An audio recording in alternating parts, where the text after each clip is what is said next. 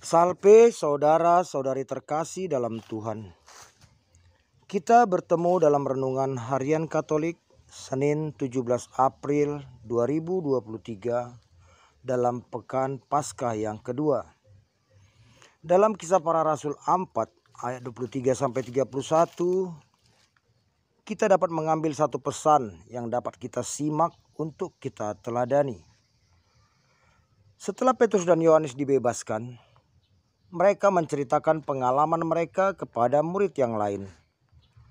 Pengalaman intimidasi dan lepasnya mereka dari ancaman dan intimidasi itu membuat semangat mereka berkobar dengan berserah kepada Allah dan mohon pertolongan Tuhan.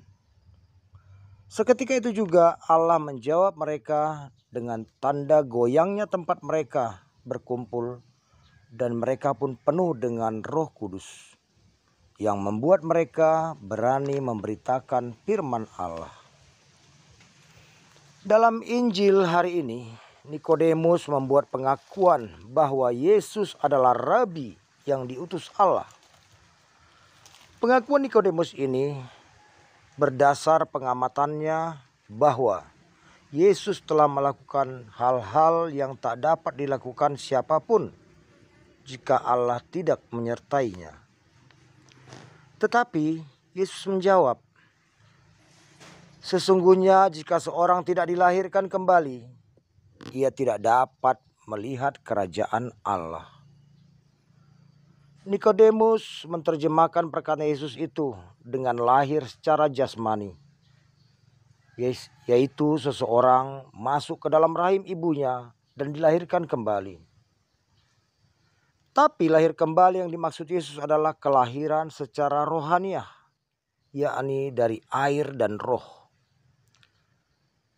Jika melihat kerajaan Allah saja tidak bisa, bagaimana mungkin mendapat berkat dari kerajaan Allah itu?